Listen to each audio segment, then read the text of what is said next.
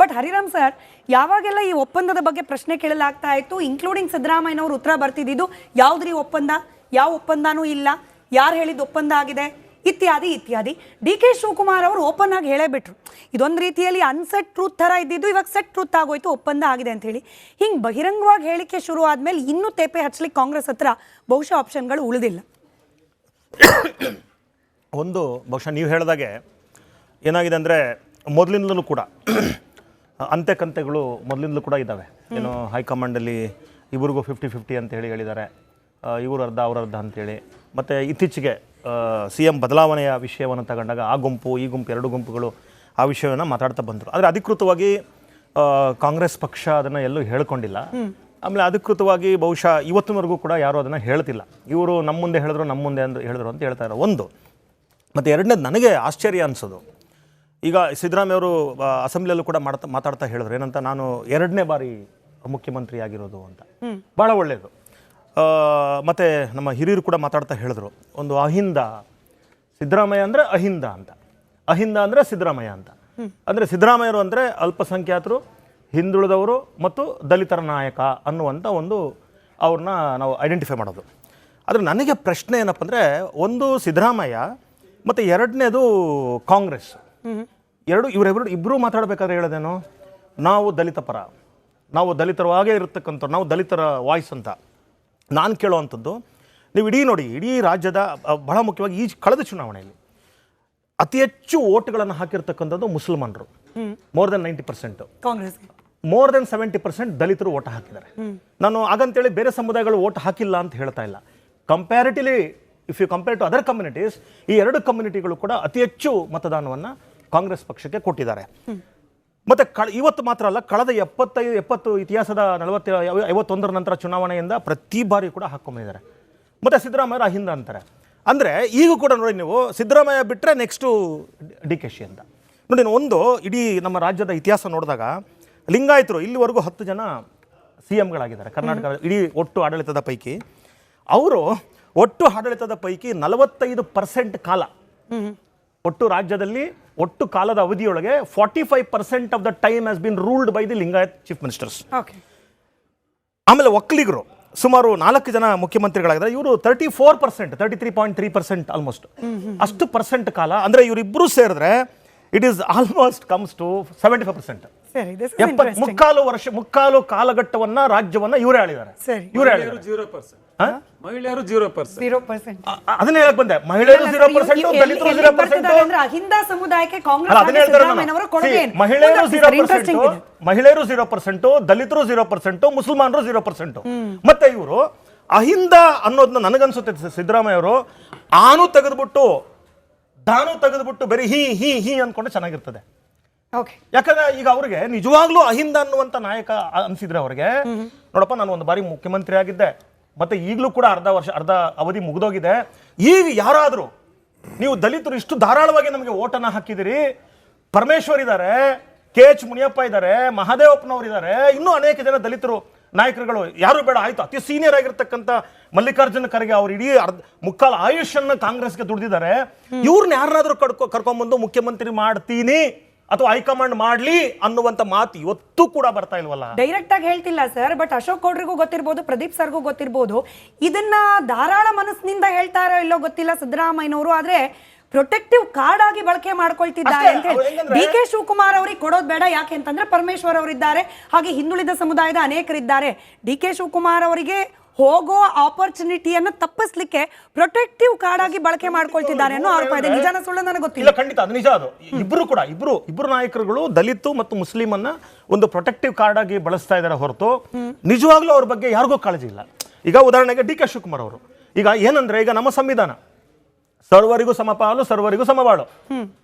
ಈಗ ಇಡೀ ಇಷ್ಟು ವರ್ಷಗಳ ನಾನು ಹೇಳಿದ ಇತಿಹಾಸ, ರಾಜಕೀಯ ಇತಿಹಾಸದಲ್ಲಿ 20% ಇರ್ತಕ್ಕಂಥ ದಲಿತರಿಗೆ ನೀವು ಅವರು ಮುಖ್ಯಮಂತ್ರಿ ಆಗ್ಲಿಕ್ಕೆ 70 ವರ್ಷ ಬೇಕಾಯ್ತು. ಉಪಮುಖ್ಯಮಂತ್ರಿ ಆಗ್ಲಿಕ್ಕೆ 70 ವರ್ಷ ಬೇಕಾಯ್ತು. ಇನ್ನು ಮುಖ್ಯಮಂತ್ರಿ ಯಾವಾಗ ಮಾಡ್ತೀವಿ? ಬಟ್ ಹರಿರಾಮ್ ಸರ್, ಯಾವಾಗೆಲ್ಲ ಈ ಒಪ್ಪಂದದ ಬಗ್ಗೆ ಪ್ರಶ್ನೆ ಕೇಳಲಾಗ್ತಾ ಇತ್ತು, ಇನ್ಕ್ಲೂಡಿಂಗ್ ಸಿದ್ದರಾಮಯ್ಯನವರು ಉತ್ತರ ಬರ್ತಿದ್ದು ಯಾವ್ದ್ರಿ ಒಪ್ಪಂದ, ಯಾವ ಒಪ್ಪಂದನೂ ಇಲ್ಲ, ಯಾರು ಹೇಳಿದ ಒಪ್ಪಂದ ಆಗಿದೆ, ಇತ್ಯಾದಿ ಇತ್ಯಾದಿ. ಡಿ ಕೆ ಶಿವಕುಮಾರ್ ಅವರು ಓಪನ್ ಆಗಿ ಹೇಳೇ ಬಿಟ್ರು, ಇದೊಂದು ರೀತಿಯಲ್ಲಿ ಅನ್ಸೆಟ್ ಟ್ರೂತ್ ಥರ ಇದ್ದಿದ್ದು ಇವಾಗ ಸೆಟ್ ಟ್ರೂತ್ ಆಗೋಯ್ತು, ಒಪ್ಪಂದ ಆಗಿದೆ ಅಂತ ಹೇಳಿ. ಹಿಂಗೆ ಬಹಿರಂಗವಾಗಿ ಹೇಳಿಕೆ ಶುರು ಆದ್ಮೇಲೆ ಇನ್ನೂ ತೇಪೆ ಹಚ್ಚಲಿಕ್ಕೆ ಕಾಂಗ್ರೆಸ್ ಹತ್ರ ಬಹುಶಃ ಆಪ್ಷನ್ಗಳು ಉಳಿದಿಲ್ಲ. ಒಂದು ಬಹುಶಃ ನೀವು ಹೇಳಿದಾಗೆ ಏನಾಗಿದೆ ಅಂದರೆ ಮೊದಲಿಂದಲೂ ಕೂಡ ಅಂತೆಕಂತೆಗಳು ಮೊದಲಿಂದಲೂ ಕೂಡ ಇದ್ದಾವೆ. ಏನು ಹೈಕಮಾಂಡಲ್ಲಿ ಇವ್ರಿಗೂ 50-50 ಅಂತ ಹೇಳಿದ್ದಾರೆ, ಇವರು ಅರ್ಧ ಅವ್ರ ಅರ್ಧ ಅಂತೇಳಿ. ಮತ್ತು ಇತ್ತೀಚೆಗೆ CM ಬದಲಾವಣೆಯ ವಿಷಯವನ್ನು ತಗೊಂಡಾಗ ಆ ಗುಂಪು ಈ ಗುಂಪು ಎರಡು ಗುಂಪುಗಳು ಆ ವಿಷಯವನ್ನು ಮಾತಾಡ್ತಾ ಬಂದರು. ಆದರೆ ಅಧಿಕೃತವಾಗಿ ಕಾಂಗ್ರೆಸ್ ಪಕ್ಷ ಅದನ್ನು ಎಲ್ಲೂ ಹೇಳ್ಕೊಂಡಿಲ್ಲ. ಆಮೇಲೆ ಅಧಿಕೃತವಾಗಿ ಬಹುಶಃ ಇವತ್ತಿನವರೆಗೂ ಕೂಡ ಯಾರೂ ಅದನ್ನು ಹೇಳ್ತಿಲ್ಲ. ಇವರು ನಮ್ಮ ಮುಂದೆ ಹೇಳಿದ್ರು ನಮ್ಮ ಮುಂದೆ ಹೇಳಿದ್ರು ಅಂತ ಹೇಳ್ತಾ ಇರೋ ಒಂದು. ಮತ್ತು ಎರಡನೇದು ನನಗೆ ಆಶ್ಚರ್ಯ ಅನಿಸೋದು, ಈಗ ಸಿದ್ದರಾಮಯ್ಯ ಅವರು ಅಸೆಂಬ್ಲಿಯಲ್ಲೂ ಕೂಡ ಮಾತಾಡ್ತಾ ಹೇಳಿದ್ರು ಏನಂತ, ನಾನು 2ನೇ ಬಾರಿ ಮುಖ್ಯಮಂತ್ರಿ ಆಗಿರೋದು ಅಂತ. ಭಾಳ ಒಳ್ಳೆಯದು. ಮತ್ತು ನಮ್ಮ ಹಿರಿಯರು ಕೂಡ ಮಾತಾಡ್ತಾ ಹೇಳಿದ್ರು, ಒಂದು ಅಹಿಂದ ಸಿದ್ದರಾಮಯ್ಯ ಅಂದರೆ ಅಹಿಂದ ಅಂತ, ಅಹಿಂದ ಅಂದರೆ ಸಿದ್ದರಾಮಯ್ಯ ಅಂತ. ಅಂದರೆ ಸಿದ್ದರಾಮಯ್ಯರು ಅಂದರೆ ಅಲ್ಪಸಂಖ್ಯಾತರು, ಹಿಂದುಳಿದವರು ಮತ್ತು ದಲಿತರ ನಾಯಕ ಅನ್ನುವಂಥ ಒಂದು ಅವ್ರನ್ನ ನಾವು ಐಡೆಂಟಿಫೈ ಮಾಡೋದು.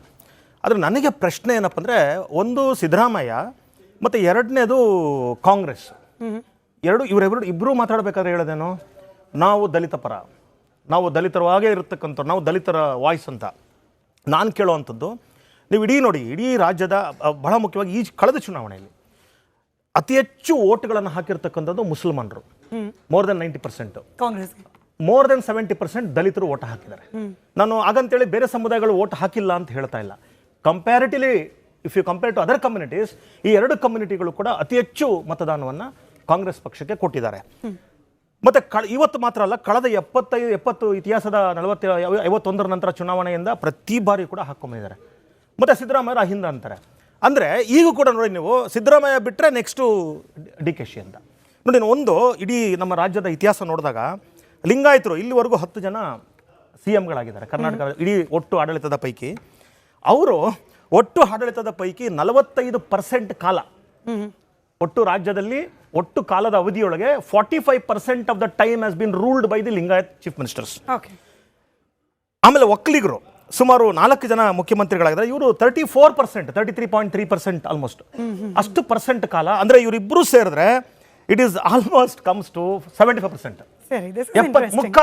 ಮುಕ್ಕಾಲು ಕಾಲಘಟ್ಟವನ್ನ ರಾಜ್ಯವನ್ನ ಇವರೇ ಆಳಿದ್ದಾರೆ. ಮಹಿಳೆಯರು 0%. ಅದನ್ನ ಹೇಳಕ್ ಬಂದೆ, ಮಹಿಳೆಯರು 0%, ದಲಿತರು 0%. ಅಹಿಂದ ಸಮುದಾಯಕ್ಕೆ ಮಹಿಳೆಯರು 0%, ದಲಿತರು 0%, ಮುಸಲ್ಮಾನರು 0%. ಮತ್ತೆ ಇವರು ಅಹಿಂದ ಅನ್ನೋದನ್ನ ನನಗನ್ಸುತ್ತೆ ಸಿದ್ದರಾಮಯ್ಯ ಅವರು ಆನು ತೆಗೆದ್ಬಿಟ್ಟು ದಾನು ತೆಗೆದ್ಬಿಟ್ಟು ಬರೀ ಹೀ ಅನ್ಕೊಂಡ್ರೆ ಚೆನ್ನಾಗಿರ್ತದೆ. ಯಾಕಂದ್ರೆ ಈಗ ಅವ್ರಿಗೆ ನಿಜವಾಗ್ಲೂ ಅಹಿಂದ ಅನ್ನುವಂಥ ನಾಯಕ ಅನ್ಸಿದ್ರೆ ಅವ್ರಿಗೆ, ನೋಡಪ್ಪ ನಾನು ಒಂದು ಬಾರಿ ಮುಖ್ಯಮಂತ್ರಿ ಆಗಿದ್ದೆ, ಮತ್ತೆ ಈಗಲೂ ಕೂಡ ಅರ್ಧ ಅವಧಿ ಮುಗಿದೋಗಿದೆ.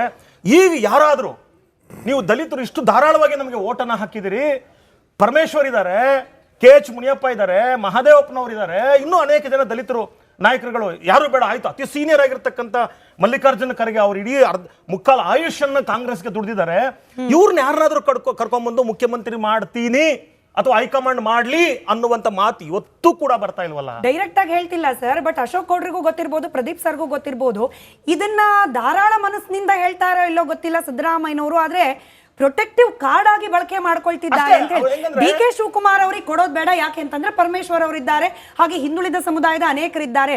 ಡಿ ಕೆ ಶಿವಕುಮಾರ್ ಅವರಿಗೆ ಹೋಗೋ ಆಪರ್ಚುನಿಟಿಯನ್ನು ತಪ್ಪಿಸ್ಲಿಕ್ಕೆ ಪ್ರೊಟೆಕ್ಟಿವ್ ಕಾರ್ಡ್ ಆಗಿ ಬಳಕೆ ಮಾಡ್ಕೊಳ್ತಿದ್ದಾರೆ ಅನ್ನೋ ಆರೋಪ ಇದೆ. ನಿಜಾನ ಸುಳ್ಳು ನನಗೆ ಗೊತ್ತಿಲ್ಲ. ಖಂಡಿತ ಅದು ನಿಜ. ಅದು ಇಬ್ರು ನಾಯಕರುಗಳು ದಲಿತು ಮತ್ತು ಮುಸ್ಲಿಂ ಅನ್ನ ಒಂದು ಪ್ರೊಟೆಕ್ಟಿವ್ ಕಾರ್ಡ್ ಆಗಿ ಬಳಸ್ತಾ ಇದ್ದಾರೆ ಹೊರತು ನಿಜವಾಗ್ಲೂ ಅವ್ರ ಬಗ್ಗೆ ಯಾರಿಗೂ ಕಾಳಜಿ ಇಲ್ಲ. ಈಗ ಉದಾಹರಣೆಗೆ ಡಿ ಕೆ ಶಿವಕುಮಾರ್ ಅವರು ಈಗ ಏನಂದ್ರೆ, ಈಗ ನಮ್ಮ ಸಂವಿಧಾನ ಸರ್ವರಿಗೂ ಸಮಪಾಲು ಸರ್ವರಿಗೂ ಸಮಬಾಳು. ಈಗ ಇಡೀ ಇಷ್ಟು ವರ್ಷಗಳ ನಾನು ಹೇಳಿದ ಇತಿಹಾಸ, ರಾಜಕೀಯ ಇತಿಹಾಸದಲ್ಲಿ 20% ಇರ್ತಕ್ಕಂಥ ದಲಿತರಿಗೆ ನೀವು ಅವರು ಮುಖ್ಯಮಂತ್ರಿ ಆಗ್ಲಿಕ್ಕೆ 70 ವರ್ಷ ಬೇಕಾಯ್ತು. ಉಪಮುಖ್ಯಮಂತ್ರಿ ಆಗ್ಲಿಕ್ಕೆ 70 ವರ್ಷ ಬೇಕಾಯ್ತು. ಇನ್ನು ಮುಖ್ಯಮಂತ್ರಿ ಯಾವಾಗ ಮಾಡ್ತೀವಿ?